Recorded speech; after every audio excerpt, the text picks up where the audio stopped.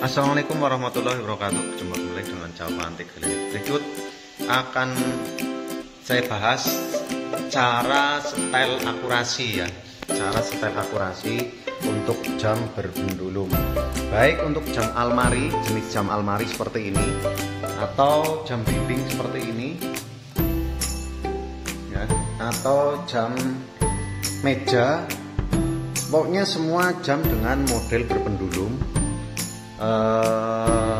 Aturannya sama. Jadi untuk setel akurasi di setiap jam, contoh untuk jam almari ini ya, nah, bagian bawah ini ada, sebentar saya buka ya, kelihatan. Nah, di sini ada semacam baut. Nanti untuk lebih detailnya ya, yang intinya begini. Jadi perbedaan akurasi dengan mencocokkan jam. Jadi mencocokkan, kadang ada yang bingung, jadi gagal paham mengenai setel akurasi dan mencocokkan. Jadi kalau misal contoh kasus ya, ini sekarang jam 11 misal, jam 11 tapi ini posisi di angka, misal ini jam 11 kurang 10 menit, berarti ini terlambat 10 menit. Nah, terlambat ya, ini bukan mencocokkan jam sekarang tapi terlambat. Nah, ini bedanya. Kalau mencocokkan jam sekarang sesuai dengan jam sekarang, misal di jam handphone kita sekarang jam 11 tapi jarum panjang kok jam 11 kurang 10 menit. Nah, ini kita samakan di sini. Nah, ini namanya bukan setel akurasi tapi menyesuaikan jam sekarang. Jadi ini sudah sesuai dengan jam sekarang. Nah, sekarang jam 11 di handphone, terus ini juga jam 11 tepat ini misal. Nah, ini bukan berarti akurat, tapi sudah sesuai dengan jam sekarang. Nah, belum tentu jam ini setelah 1 jam, 2 jam, 3 jam, 4 jam atau 1 hari, misal besoknya itu akan tepat, karena itu tadi langkah mencocokkan jam sekarang, bukan setel akurasi. Nah, sekarang kita bahas setel akurasi. Nah, kayak tadi misal terlambat 10 menit. Nah, kalau terlambat 10 menit yang dilakukan adalah, nah ini yang namanya pendulum. Pendulum ini yang goyang-goyang. Kalau ini bandul pemberat, ya pokoknya intinya bandul yang goyang-goyang lah. Entah mau dikasih nama pendulum atau apa, bandul goyang, monggo terserah. Yang pasti ini yang goyang-goyang ini. Nah, di bawahnya ini ada baut.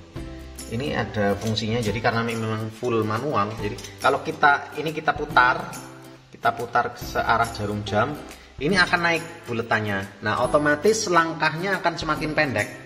Nah, maka ini akan semakin cepat jalannya, detiknya semakin cepat.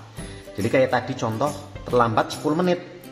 Nah, kita putar bawahnya searah jarum jam, dia akan naik. Nah, oke, kita praktekkan. Ya, ini kita kasih contoh ini ya.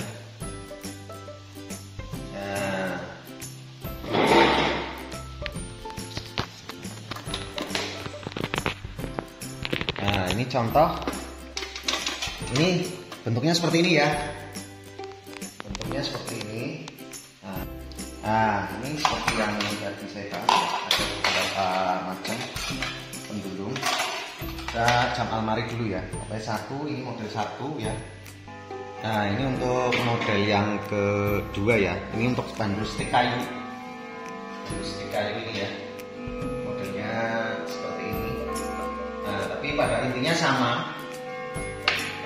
Ya, modelnya ada yang pendulum dengan bulatan besar, bulatan kecil, tapi sama. Semua pasti ada ininya. Ada. Nah, ini saya pertegas ya. Nah, ini ada putarannya. Jadi kalau ini saya putar, nah ini sama ya. Ini contoh nih.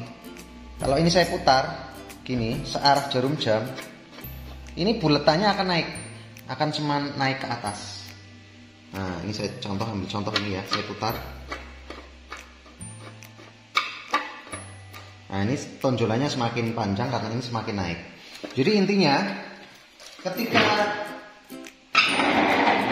ketika ini kita putar searah jarum jam, kita putar ke sana, ini 1, 2, 3. Nah, ini akan semakin naik. Nah, semakin naik. Nah, ini akan semakin naik bulatannya, semakin naik. Nah, otomatis ini langkahnya akan semakin pendek. Langkahnya akan semakin pendek, maka semakin kembalinya. Jadi dari kanan ke kirinya ini langkahnya semakin pendek, otomatis semakin cepat. Detiknya ini akan semakin cepat. Jadi yang tadinya akurasinya terlambat 10 menit, ini akan lebih cepat lagi. Jadi tidak terlambat 10 menit lagi, tergantung kita putar. Gitu. Kalau 10, nah hitungannya berapa kali putaran, Pak? Nah, berapa kali putaran ini kita putar berapa kali untuk lambat 1 menit. Nah, itu sebenarnya ada acuannya, ada acuan di mesin, kode mesin berapa kali, panjang pendulum kali berapa gitu. Nah, karena untuk awam itu daripada istilahnya panjang lebar bahas itu, ambil praktisnya, kita coba aja putar 5 kali putaran atau 10 kali putaran, lalu kita amati misal 1 jam atau setengah jam perubahannya bagaimana. Jadi yang tadinya terlambat 10 menit, ketika kita putar 10 kali, kalau 10 menit itu banyak sebenarnya, jadi lebih dari 10 kali ya, bisa 20 kali. Ini kenaikannya signifikan, mungkin bisa 1 cm kenaikannya untuk 10 menit, bahkan lebih untuk 10 menit soalnya panjang.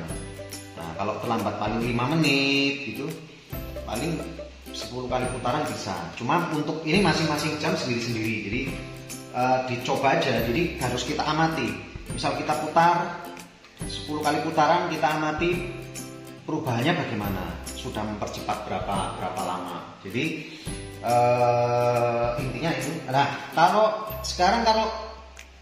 tadi kan terlalu lambat, kalau kecepatan gimana? Kebalikannya tadi, kalau terlalu cepat kita putar balik gini.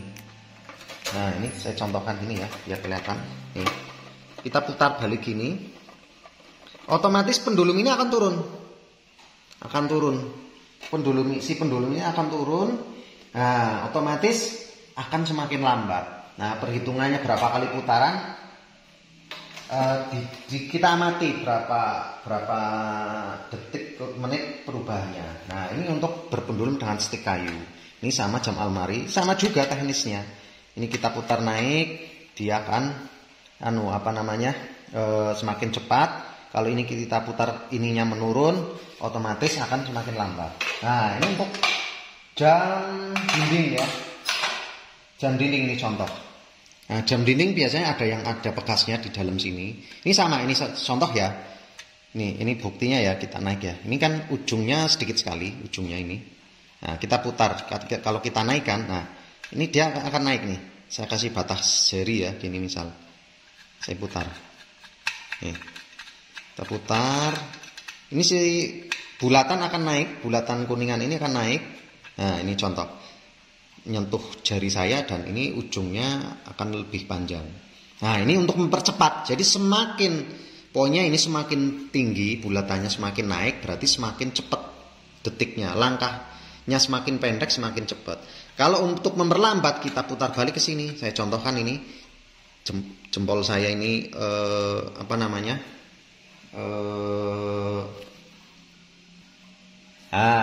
ini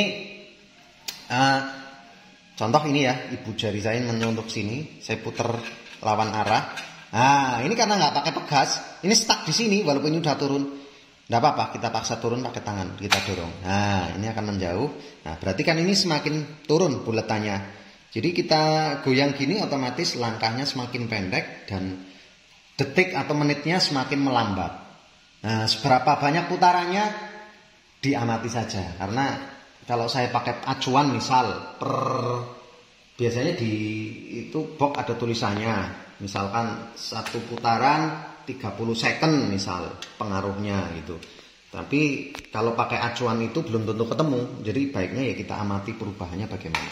Jadi poinnya itu tadi intinya untuk step akurasi itu di sini. Bukan menggeser jarum. Kalau menggeser jarum panjang, kalau menggeser jarum panjang ini Ini namanya mencocokkan jam sekarang. Tapi kalau setel akurasi itu di sini, di bawah pendulum itu. Nah, pada saat nyetel ini baiknya ini dilepas. Jangan posisi sedang goyang-goyang gini diberhentikan tanpa ini diturunkan. Terus kok ini diputer-puter, takutnya selingernya itu putus. Nah, mana itu slinger? Slinger itu yang seperti ini nih. Seperti, nah ini saya pakai cahaya.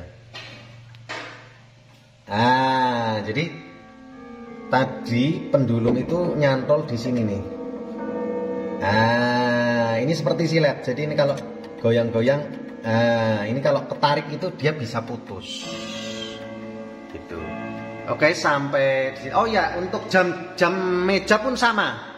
Saya ada tapi di ruang sebelah untuk pendulumnya, tapi poinnya sama. Jadi setel akurasi itu di bawah, di bagian baut bawah pendulum. Itu setel akurasi.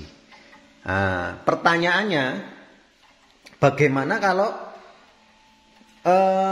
kecepatan tapi baut ini sudah mentok segini. Nah, udah mentok begini kok masih kecepatan. Otomatis kan kita nggak bisa nurunin lagi, sudah pol begini, tapi masih kecepatan. Solusinya bagaimana? Nah, kemungkinan ini sticknya sudah ganti atau bukan jodohnya. Jadi misal contoh jam ini pendulumnya ditukar dengan pendulum ini, otomatis panjang pendulumnya tidak sesuai dengan spesifikasi di mesin ini. Sebenarnya di mesin itu ada tulisannya 45/120 atau berapa. Nah, itu panjang pendulum sebenarnya, panjang stick ini total. Nah, nanti